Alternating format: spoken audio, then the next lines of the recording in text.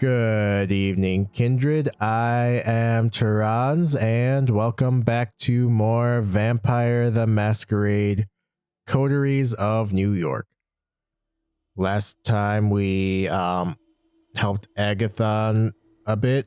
Then we talked to Benoit again, and now we are going to continue working with Agathon.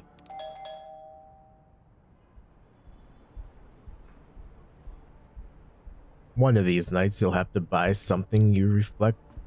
You'll have to buy something. You reflect as you ring the doorbell of the occult bookstore that serves as Agathon's haven. Perhaps something about auras or the tarot. The same sleep-deprived blonde woman you saw on your first visit opens the door for you. Each kindred has their own servants, and Agathon seems to go for the tired, wicked mom type. Oh, it's you. Come in. The woman disappears into the back room even as you close the door behind you. Lacking any better directions, you make your way up the stairs.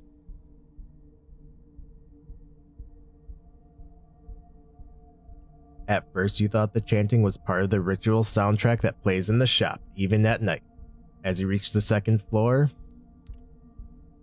you realize it's Agathon. Alright, you come up just in time to see him standing in the middle of his ritual paraphernalia with his wrist cut open over a wrought iron stand holding a blood-red stone. Agathon chants. Blood drips from the wound in his wrist onto the stone. It looks as if it's absorbed into it. It's probably not a good idea to interrupt blood rituals, so you wait in silence as Agathon finishes. A few minutes later, he opens his eyes and smiles ruefully. I've done so many of these rituals. I hope it's not too off-putting for you. Agathon smears a bit of his own blood over the wound, and you see it close. It looks like he does this so often he barely pays attention to it anymore.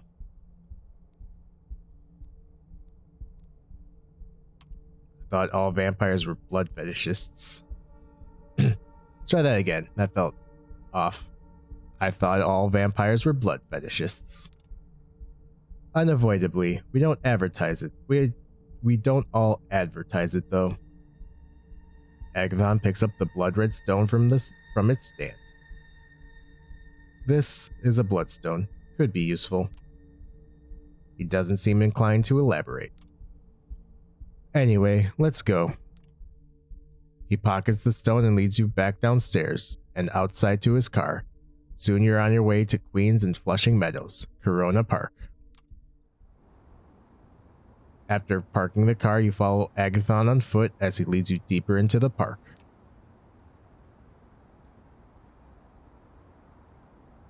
Coming to a New York park in the middle of the night might have worried you when you were alive, but now it's just normal. If someone tries to mug you, it just means you'll have an opportunity to feed. Agathon walks with a purpose, as if he knows exactly where to go. You see the Unisphere, a giant metal sculpture of Earth lit up so parkgoers can appreciate it at night. Alright, you're not sure how Agathon picked his ritual spot, but he must have a purpose in mind. The sculpture stands in the background, giving his preparations added dramatic weight. Stand watch while I perform a ritual. It'll reveal whether the notes we seek are here. I'll lose control of the incantation if you fail to keep me free of distractions.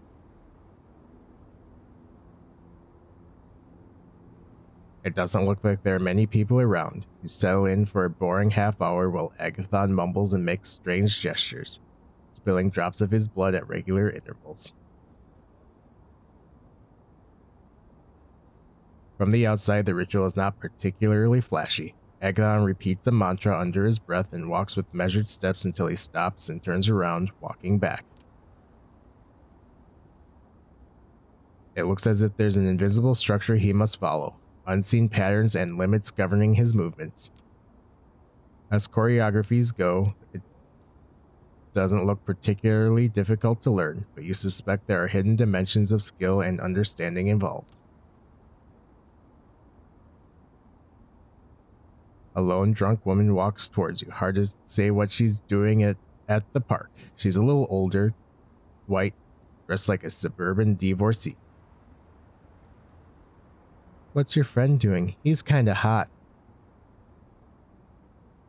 The woman's words are slurred by alcohol, but seems to have decided that you are this evening's entertainment. Hey you, stop being weird and talk to me. The woman seems determined to walk past you towards Agathon. This looks just like the kind of interruption that he was worried about. I'll take the opportunity. Agathon is deeply immersed in his ritual, so why not use the time you have constructively? You walk up to the woman from behind, grab her by the shoulders, and sink your fangs into her throat. Blood tinged with alcohol and horniness flows into your mouth as the woman moans from the sudden pleasure of the kiss. Oh, I need to sit down. Just as you lick the wound closed, the woman collapses onto the ground, swaying, trying to sit upright. Suddenly, you hear a scream of rage. Startled, you turn around just in time to see Agathon running at the woman on the ground, his expression contorted with hatred. Did the woman make just enough noise to interfere with the ritual? That doesn't explain why he's in such a rage.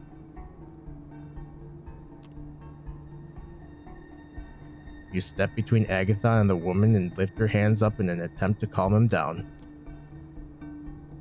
What are you doing? This is not you, Agathon. Agathon looks at you, wild-eyed. For a second, you're sure he'll attack you. You see him tensing for a punch. Suddenly, he snaps out of it, shaking his head, looking at the terrified drunken woman in disgust and embarrassment. Thank you. I'm sorry you had to see that. I don't usually lose control.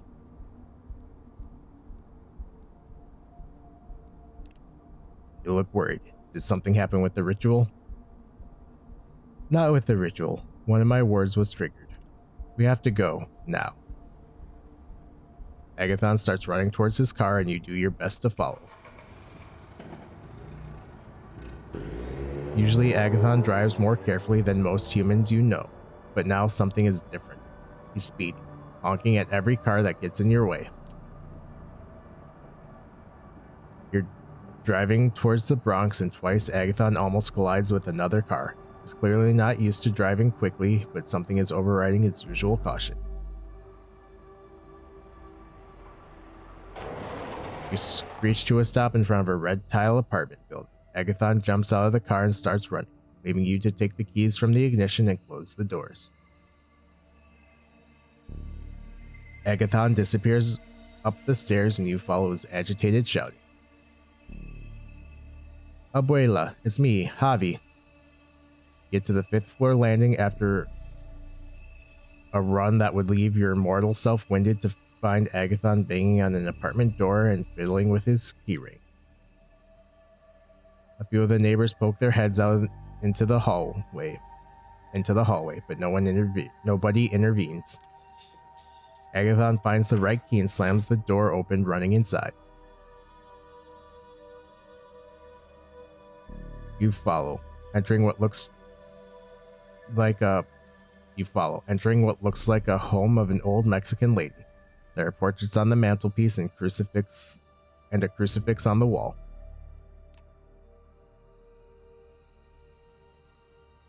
The apartment smells musty with old age and you detect a faint odor of vampiric blood. Sylvia, where are you? You come to the living room to find a body covered by a blanket in the corner of a sofa. Television is on, but the sound is off. It looks like a Spanish language channel. Agathon tears at the blanket, pulling it away in a panic. He reveals an old woman waking up in bleary-eyed confusion. Javi, why are you barging in like this? Who is your friend? You're alive, Abuela.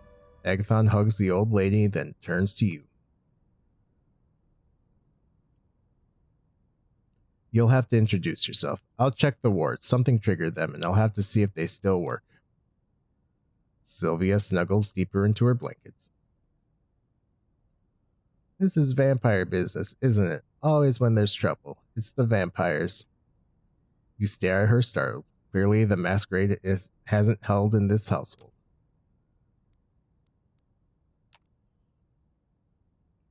Hi, I'm Teranz. You're his grandmother, right? He's just worried. Why is he worried about me? He should be worried about himself. All that blood drinking. This is about the girl who came to visit. I can tell. Javi was never good at keeping secrets. So much like his mother. Whoop.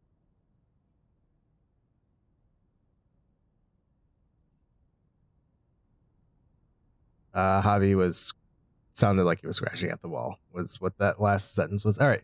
Or last thing was. He's always doing that, writing on the walls with blood, making runes. I tell him to cover them with the photos and paintings, but he won't listen. I have to do it myself. That explains the faint smell of vampire blood in the apartment. Otherwise, how can I invite friends over for tea? They'll ask questions if I have runes all over my walls. It doesn't look like a Christian home anymore. The girl who was here earlier, was her name Juno? Yes, that's right. A pretty name, I suppose. She was just the kind of girl Agathon used to fall for. She was a vampire too, I expect.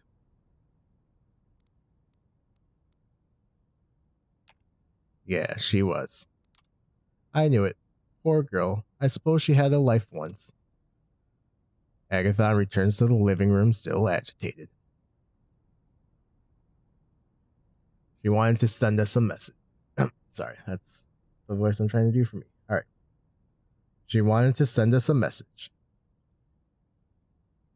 If we don't let her find the notes first, she'll hurt my abuela. He glances meaningfully at the old woman. No, she won't. She gave me a message for you, Javi. She said to think very carefully whether your clan will really protect your loved ones. Agathon stares at Sylvia, stunned and confused. She was here to tell me that? Maybe that's good. It sounds like it doesn't sound like she wants to hurt you. She was a nice girl, I can tell. Oh, abuela. Teranz, let's go. This is all we can do here. You say your goodbyes and soon you're back outside sitting in Agathon's car.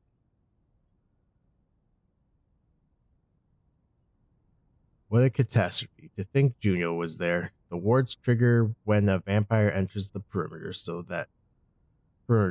Juno was there just as I was doing the ritual in the park. I'll take you to your haven. Agathon starts the car and begins the drive towards Manhattan. He appears agitated, emotions coursing under his stoic face. Your grandmother is a very spirited woman. She's all I have left of my family. We came here from Mexico City when my parents were still alive. The kindred have always haunted my family. Every generation has its own tragedies. Agathon is gripping the steering wheel harder than he should, although he's back to his usual careful driving style.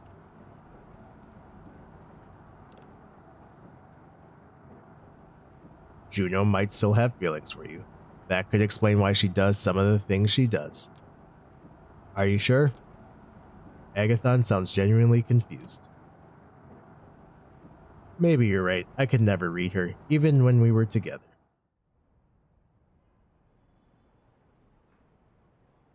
Agathon drops you off in front of your haven. The experience leaves you with disquieting thoughts. You met Agathon's grandmother under awkward circumstances. but he clearly loves her very much.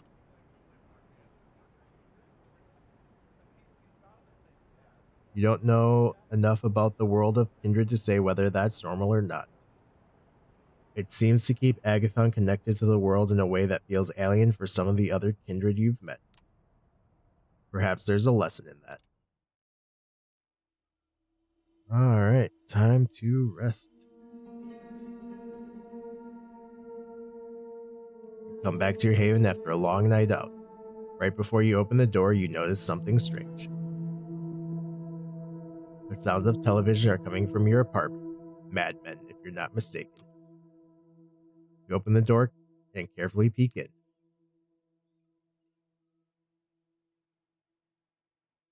A young, disheveled woman is curled up on your sofa. She has a blanket pulled on top of her and seems very comfortable. Next to her lies an obviously unconscious, preppy woman. Oh, you're home. The woman reaches for the remote and puts Mad Men on pause. You aren't home, so I started without you. You know, Netflix and chill. Join me, there's space on the sofa. I brought us a snack.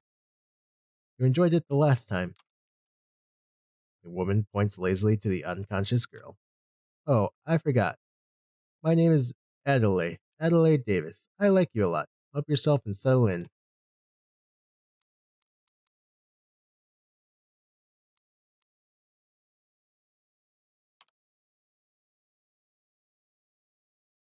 Thanks for all you've done for me. Still, the sun is coming up soon. You don't want to get caught here. Oh, that's so sweet. I don't mind. I can spend the day with you.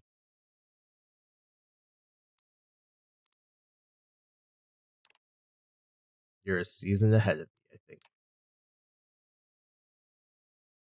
Oh, in that case, I'll go. Let me know when you've caught up and we can watch it together. Adelaide stands up to leave. The door to your apartment opens. Someone with a key. Sophie. Adelaide Davis, the curse of Snug Harbor in the flesh. This is a new low for you, fledgling. Adelaide looks at Sophie murderously before fading from view.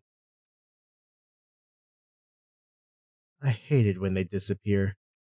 They should have enough manners to slink away in embarrassment so we can all enjoy it. Sophie waits for Adelaide's shape to leave the apartment before she speaks. The Clan of the Moon. Did I not advise caution when dealing with them? As you watch, Sophie makes a phone call. 10 minutes later, two of her servants arrive to remove the unconscious girl sprawled on your sofa. You clearly need my help. It won't happen tonight, but let me see if I can resolve your stalker problem for real. You're left to wonder what Sophie meant by that as she leaves your haven.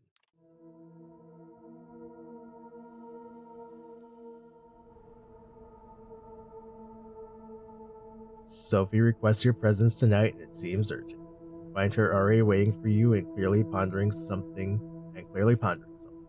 It takes a few minutes of awkward silence before she speaks.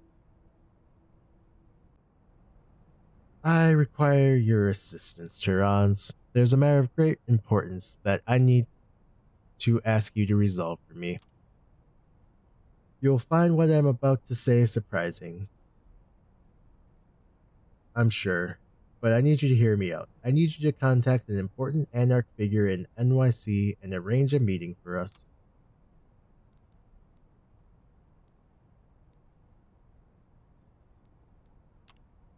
That meeting. It's a trap, right? You need me to set it up so you can deal a blow to them? No, not immediately, anyway. I intend to meet with them in good faith. I realize how ridiculous that may sound to you. You'll find that with this, as with many other things, the Camarilla's policies have more than their share of hypocrisy inherent in them. It comes hand in hand with using medieval power structures. What we are forbidden to do, the prince may do willingly. Some of these things can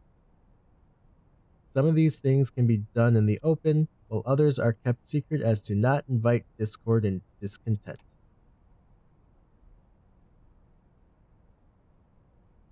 I need to contact a man named Torque. He is an influential member of the movement and, like most of them, very suspicious of the Camarilla. That's why I'm sending you to extend my invitation. How do you know he'll even talk to me?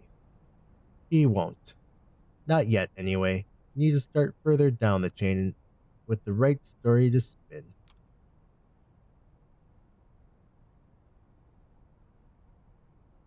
From my limited sources adjacent to the movement, I've gathered that your best chance to speak to Torque is to first meet with his right-hand woman, Mia. She's a regular at a club called the Leech Pit.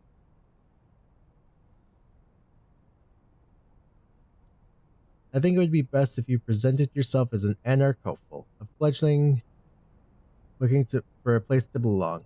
Only after you talk to Torque directly should you mention my name and the meeting.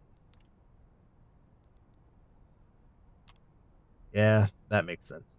If I'm with the Camarilla, they might cut me off. We can reveal our cards once I have his attention. My thoughts exactly. After tonight, I suggest that we do not speak of this again until you arrange the meeting. There are many who would jump at the chance to use this against us. With Kaiser, you have proven you can get the job done, even if it requires additional legwork. I trust you to deal with the task as quickly and covertly as possible. Forgive me, but that's all of the time I can spare tonight. What I'm asking of you is just part of a bigger whole. Trust me, it will all be worth it. Okay, I'll do my best. I know you will.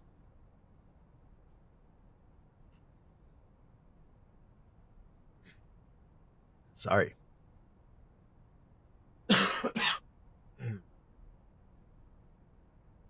Check with Gregory for the address of the Leech Pit. Have Mia introduce you to Torque. When she does, tell him I wish to meet. Let him pick the time and place, but let it be soon.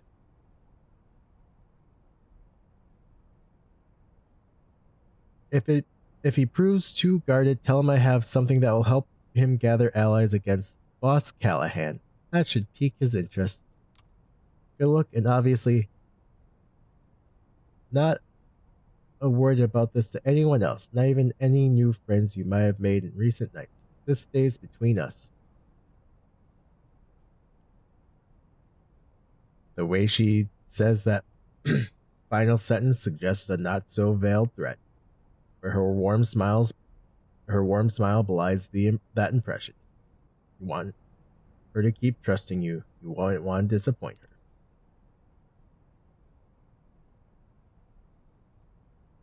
Gregory gives you the address. The club is in Brooklyn. Apparently it's some kind of heavy metal bar with a dedicated concert space. Time to pay this Mia a visit. Alright, I think I will call the episode here, and we'll continue our meeting with Mia next time and with Vampire the Masquerade Coteries of New York.